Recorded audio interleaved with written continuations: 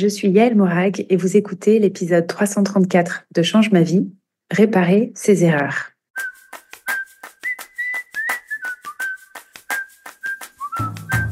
Bienvenue sur Change ma vie, outils pour l'esprit. Je suis Clotilde Dussoulier, je suis entrepreneur et master coach certifiée et la créatrice de ce podcast. Avec ma brillante équipe, on vous livre chaque semaine des outils précis et concrets pour comprendre les mécanismes de votre cerveau et de vos émotions et construire exactement la vie à laquelle vous aspirez. Bonjour à toutes et à tous, je m'appelle Yael Morag, je suis coach de vie certifiée au sein de l'équipe Change ma vie et j'ai eu l'occasion d'intervenir à plusieurs reprises sur ce podcast pour vous parler entre autres de dépassement de soi et de vulnérabilité. Dans la continuité de ces sujets, je vais vous parler aujourd'hui d'un outil qui, au premier abord, peut donner l'impression de se mettre en position de vulnérabilité, mais qui, appliqué dans le contexte relationnel, a le pouvoir de transformer les situations les plus inconfortables en une opportunité de croissance et de résilience pour vos relations. Il s'agit de la réparation. Il nous est toutes et tous déjà arrivé de réagir sur le coup de l'émotion, de perdre notre calme, de prononcer des mots qui dépassent notre pensée ou de faire quelque chose et de le regretter après coup. Vous savez, ces moments auxquels on repense en se disant « Zut, j'ai été trop loin, je n'aurais jamais dû dire ça, ou du moins pas comme ça. Qu'est-ce qu'on va penser de moi? J'ai tout gâché, on ne me le pardonnera jamais. » Bref, le genre de situation qu'on préférait vite oublier pour ne plus ressentir le cocktail peu réjouissant d'émotions qui les accompagne.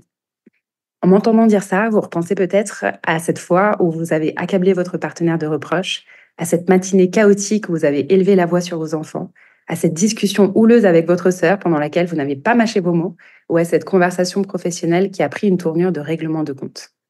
Faire des erreurs, ça arrive à tout le monde, ça m'arrive aussi, et bien souvent, on peut se sentir démuni face au tourbillon d'émotions, de honte, de gêne, d'embarras, de culpabilité, de vide ou encore de regret qui s'ensuit. Face à ces émotions, la plupart des gens ont tendance à adopter spontanément l'une des 3 stratégies suivantes. Stratégie numéro 1, c'est la minimisation. La minimisation, ça consiste à vous dire que ce que vous avez fait ou dit n'est finalement pas si grave, que de toute façon, c'est pas vraiment de votre faute, que vous avez des circonstances atténuantes, que là où les personnes impactées s'en remettront et qu'elles finiront bien par passer à autre chose. Stratégie numéro 2, l'évitement. L'évitement, ça consiste à passer sous silence votre erreur en agissant comme si de rien n'était, alors même que vous, comme la personne concernée, avez pleinement conscience que quelque chose a mal tourné. L'évitement peut aussi consister à faire diversion, en changeant de sujet par exemple, ou se traduire par une prise de distance avec là ou les personnes impliquées pour fuir l'inconfort d'une éventuelle confrontation. Stratégie numéro 3, l'accusation. Cette stratégie consiste soit à vous blâmer en vous disant que vous êtes nul, que ce que vous avez dit, fait ou pas dit, pas fait est irréparable, soit à blâmer l'autre personne en la tenant responsable de votre réaction. C'est quand vous allez vous dire par exemple « J'ai peut-être agi de manière excessive, mais elle l'a bien cherché » ou « Il l'a bien mérité ». Autrement dit, cette stratégie consiste à basculer dans ce que Clotilde appelle le balancier de la honte et de l'accusation. Pour en savoir plus sur ce mécanisme, je vous renvoie à l'épisode 144, le balancier honte-accusation. Si vous vous retrouvez dans un ou plusieurs de ces cas de figure, sachez que ça ne dit rien sur vous et sur votre valeur en tant que personne. Votre cerveau adopte ces stratégies par défaut parce qu'il veut votre bien et dans l'instant, il a l'impression que c'est le seul moyen de vous protéger de l'inconfort provoqué par la honte, la culpabilité ou encore le regret. Le problème, c'est qu'aucune de ces stratégies ne permet de comprendre ce qui s'est réellement passé et donc d'éviter que ça se reproduise. Plus dommage encore, aucune de ces stratégies ne permet d'atténuer le mal qui a été consciemment ou inconsciemment causé. Au contraire, elles peuvent même accentuer les effets négatifs de l'erreur initiale, voire nuire à la pérennité de la relation mise en jeu. Pour éviter de vous retrouver dans ce scénario, je vous propose une stratégie, certes plus challengeante, mais beaucoup plus efficace pour vous extraire de ce cocktail d'émotions inconfortables et rétablir la connexion avec les personnes impliquées. Cette stratégie, c'est celle de la réparation. Alors, qu'est-ce que la réparation? La réparation, c'est un concept que je connaissais déjà, mais que j'ai vraiment conscientisé en découvrant le travail de Dr. Becky Kennedy. Becky Kennedy, ça s'écrit B-E-C-K-Y, plus loin, K-E-2-N-E-D-Y. Et donc, Becky Kennedy, c'est une psychologue clinicienne américaine spécialisée dans les problématiques de parentalité. Elle a notamment écrit l'excellent livre Good Inside, que je vous recommande vivement si vous voulez mieux comprendre et appréhender les comportements des jeunes enfants et des adolescents, ou simplement si vous avez envie d'apprendre à devenir le parent que vous voulez être pour votre propre enfant intérieur. Dr. Becky est l'une des premières personnes que j'ai entendu parler des bienfaits de la réparation. C'est ce qu'elle appelle en anglais « repair ». Bien qu'elle en parle principalement dans le contexte de la relation parent-enfant, cet outil s'applique en réalité à toutes les relations, qu'elles soient amoureuses, amicales, familiales ou professionnelles.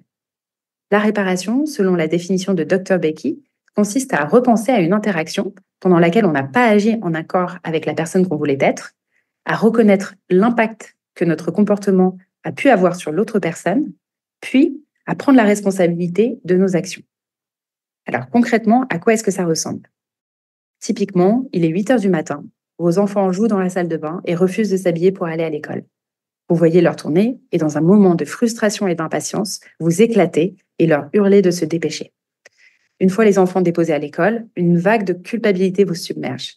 Vous vous en voulez d'avoir perdu votre sang-froid, vous n'avez pas été le parent que vous vouliez être. Autre exemple, vous rentrez du travail épuisé par la journée que vous venez de passer, vous rêvez d'une seule chose, mettre les pieds sous la table et filer vous coucher. En arrivant chez vous, vous trouvez votre conjoint avachi sur le canapé, rien à manger dans les placards, vous réagissez au quart de tour en assaillant votre moitié de reproches.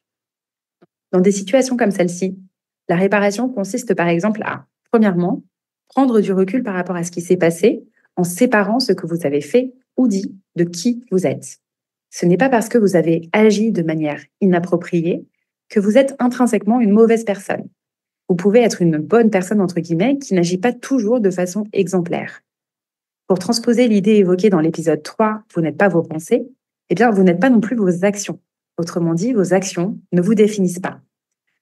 L'idée n'est pas de minimiser l'impact de vos agissements sur les autres, mais simplement de séparer votre comportement de votre identité. Et ça, c'est une distinction très importante parce que c'est la raison pour laquelle, après avoir commis une erreur, la plupart des gens empruntent des stratégies soit de minimisation, soit d'évitement, soit d'accusation. Personne n'a envie d'avoir le mauvais rôle. Personne n'a envie d'être la mauvaise personne, entre guillemets. Dès lors que vous commettez une faute et que vous imaginez que vos comportements vous définissent en tant que personne, eh bien, vous allez avoir tendance à vous juger très fort et à vous déconnecter de vous. L'idée, c'est donc d'intégrer que votre comportement ou vos comportements ne vous définissent pas. Et donc, vos erreurs ne vous définissent pas non plus. C'est ça qui va vous permettre de faire un premier pas de recul en restant solidaire de vous-même, puis de regarder de plus près le comportement que vous regrettez et que vous aimeriez pouvoir réparer. Donc ça, c'est la première étape. Deuxième étape, depuis cet espace d'autocompassion, vous allez pouvoir procéder à ce qu'on appelle une évaluation sans jugement. Qu'est-ce qui s'est passé pour vous dans l'instant? Qu'est-ce qui a provoqué votre réaction de colère, d'irritation, de frustration ou d'impatience? Souvent, vous allez voir que ce qui se cache derrière ces émotions, c'est un sentiment d'insécurité, d'impuissance ou de perte de contrôle. En parallèle, je vous invite à vous demander quel était l'état de votre système nerveux à ce moment-là. Comme évoqué par Béatrice Bognaud dans l'épisode 324, votre système nerveux et vous, quand notre système nerveux autonome perçoit un danger, qu'il soit avéré ou non d'ailleurs, il va déclencher une réaction de protection par défaut de type mobilisation, fuite ou combat. Je vous propose donc d'analyser votre comportement à la lumière de cet éclairage en vous demandant de quoi avez-vous eu peur dans l'instant? De quelle façon vous êtes-vous peut-être senti menacé? Qu'est-ce qui vous a manqué pour rassurer votre système de surveillance interne? À quel signal pourriez-vous prêter attention la prochaine fois pour détecter ce type de réaction avant qu'elle n'ait lieu? Que pourriez-vous faire ou vous dire dans l'instant pour apaiser cette partie de vous qui a peur? Toutes ces questions vous permettront de mieux comprendre ce qui s'est joué pour vous en vous plaçant dans la posture d'un observateur bienveillant ou d'une observatrice bienveillante. Et surtout, ces questions vous aideront à diminuer les risques que ça ne se reproduise.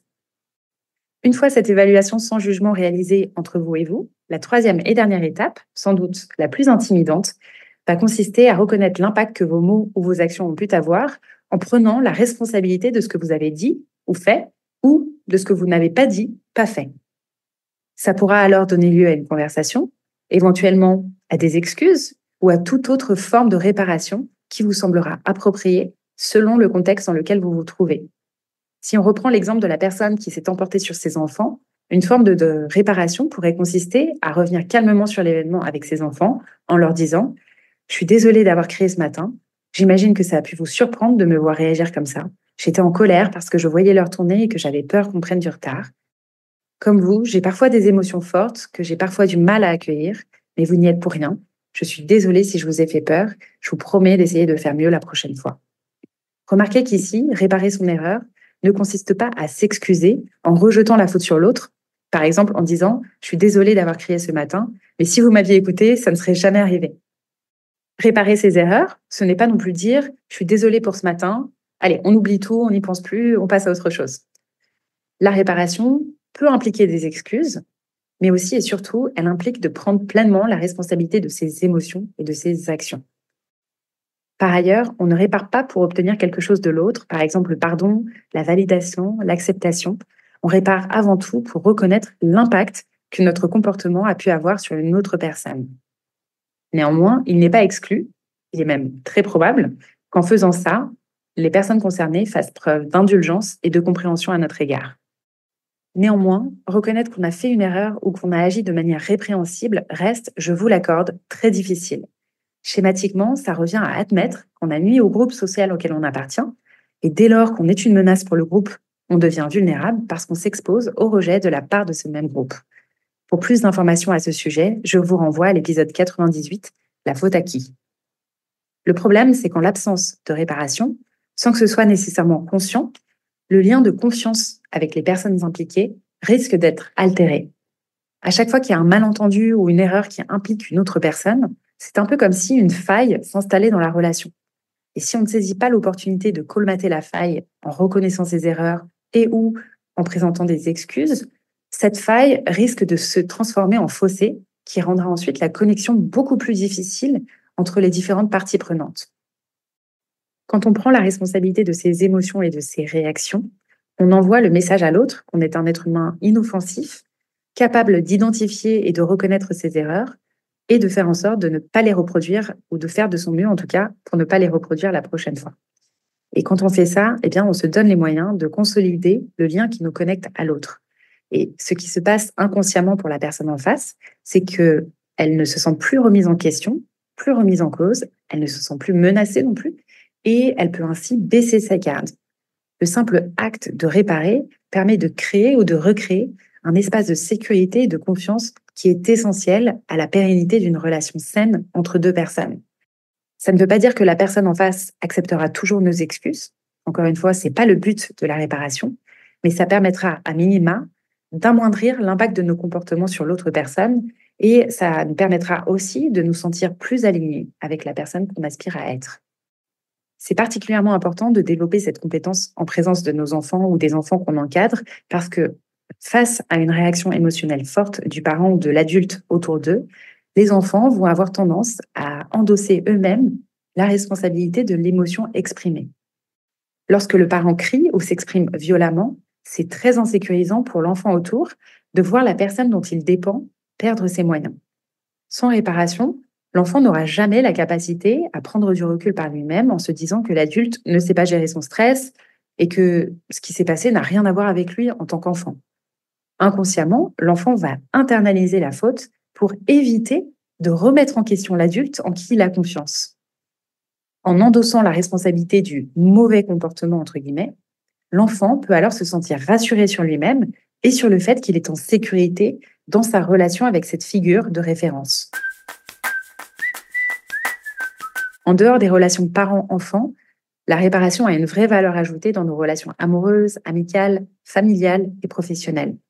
À chaque fois que je me propose de l'appliquer dans ma vie personnelle, je remarque à quel point cette pratique permet d'ouvrir un espace de compréhension et de compassion avec mes proches et ainsi d'enrichir et d'approfondir la qualité de mes liens avec eux. Je me souviens en particulier d'une discussion que j'ai eue un jour avec une amie que j'apprécie beaucoup. Pendant cette discussion, on n'était pas d'accord sur un sujet qui me tenait très à cœur et sur le moment, c'est vrai que j'ai eu une réaction un petit peu brutale. Après avoir clos la conversation, on a toutes les deux pris nos distances, elle parce qu'elle était blessée et moi parce que j'avais honte de ma réaction. Donc moi, j'étais clairement dans une stratégie d'évitement. Quand elle a décidé de quitter le groupe WhatsApp qu'on partageait avec 2 autres amis, j'ai compris que si je continuais à éviter le sujet, cette dispute allait me coûter cette amitié que je chérissais. J'ai pris mon téléphone et mon courage à deux mains pour lui proposer de revenir sur ce qui s'était passé et de m'expliquer à sa manière ce qui l'avait blessée. J'ai pu me reconnecter à elle, reconnaître que j'avais réagi de manière excessive, lui expliquer pourquoi aussi, en prenant l'entière responsabilité de mes émotions et de mes actions, et puis lui présenter mes excuses sincères. Sans réparation, je pense que cette dispute aurait clairement signé la fin de cette relation, qui, fort heureusement, aujourd'hui, a pu reprendre et perdure depuis. Appliqué à l'échelle d'une société, on mesure aussi l'importance et la nécessité pour certains pays de prendre la responsabilité d'erreurs commises par le passé et de reconnaître les dommages causés pour rétablir un lien de sécurité et de confiance chez les groupes de personnes mises en cause. Je pense notamment à la réparation de faits historiques comme l'esclavage ou de crimes contre l'humanité qui ont permis de reconnaître certaines injustices passées et de favoriser la réconciliation et la guérison collective.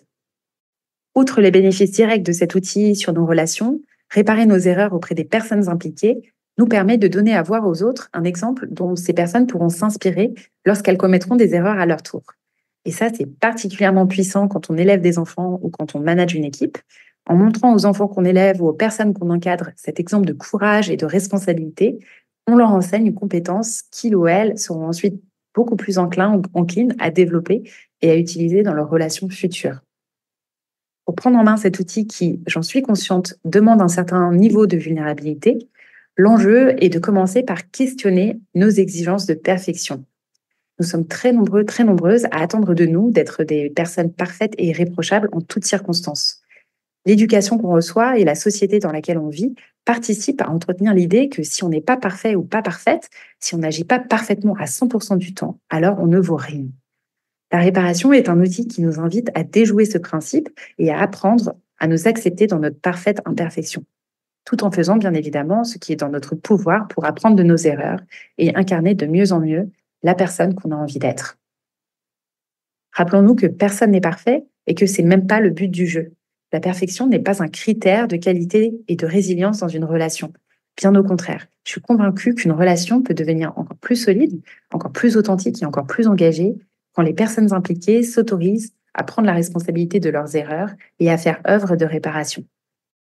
C'est un peu comme les bols endommagés que les artisans japonais réparent en les transformant en œuvres d'art. Au lieu de cacher leurs imperfections, ils utilisent de la poudre d'or pour combler les fissures et rendre ces objets encore plus esthétiques et encore plus beaux de par l'histoire qu'ils racontent. C'est donc à cette image que je vous propose de penser la prochaine fois que vous commettrez une erreur, parce que vous pouvez être sûr d'une chose, c'est que vous en commettrez. Souvenez-vous que, tel un artisan japonais, vous avez le pouvoir de transformer cette situation, peut-être inconfortable, en une opportunité de croissance, de connexion et de résilience pour vos relations. Pour vous guider, vous pourrez appliquer les 3 étapes clés de la réparation que je me propose de récapituler pour vous.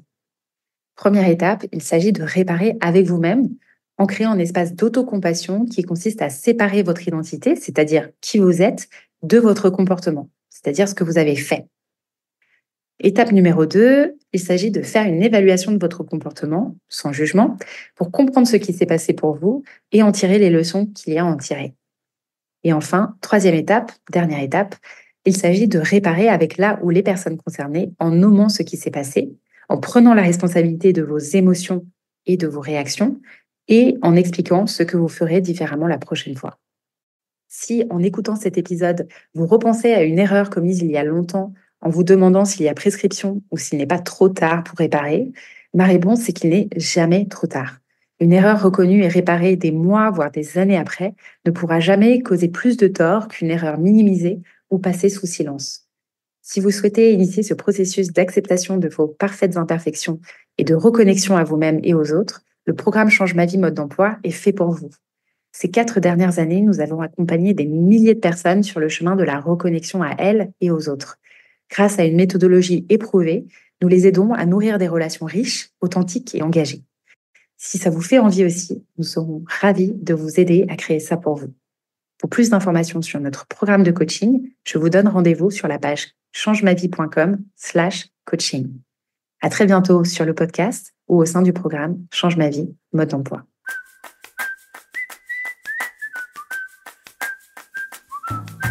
Si vous écoutez le podcast Change ma vie, c'est sans doute que vous vous posez beaucoup de questions. qui vous êtes vraiment, où vous en êtes et est-ce que vous faites les bons choix. Vous êtes sans doute une personne sensible, avec beaucoup d'émotions qui vous encombrent parfois. Vous avez toujours à cœur de bien faire et vous vous mettez beaucoup la pression. Mais vous vous apercevez que ce mode de fonctionnement hyper exigeant vous coûte cher. Vous ressentez beaucoup d'anxiété, votre quotidien et vos relations manquent cruellement de légèreté et malgré vos efforts, vous n'arrivez pas à vous sentir juste bien, tranquille avec qui vous êtes et ce que vous faites. À force d'être dans votre tête tout le temps, vous passez à côté de la vie épanouie et alignée que vous pourriez vivre dès maintenant. Si vous vous reconnaissez dans cette description, sachez que je vous comprends à 1000% et que le coaching Change ma vie va vous aider comme il a aidé les milliers de personnes qu'on a déjà accompagnées. En rejoignant le programme de coaching Change ma vie mode d'emploi, vous allez ressentir dès le début le soulagement immense de savoir que vous n'êtes pas seul et qu'il y a des solutions simples pour retrouver votre sérénité et votre énergie. Avec l'équipe des coachs certifiés Change ma vie, on sera à vos côtés au quotidien pour construire avec vous un plan d'action concret qui vous permettra de dissiper enfin le brouillard et les doutes, de savoir clairement ce que vous voulez et d'oser aller le chercher. Pour en savoir plus sur le coaching Change ma vie et comment vous inscrire, rendez-vous sur changemavie.com/coaching.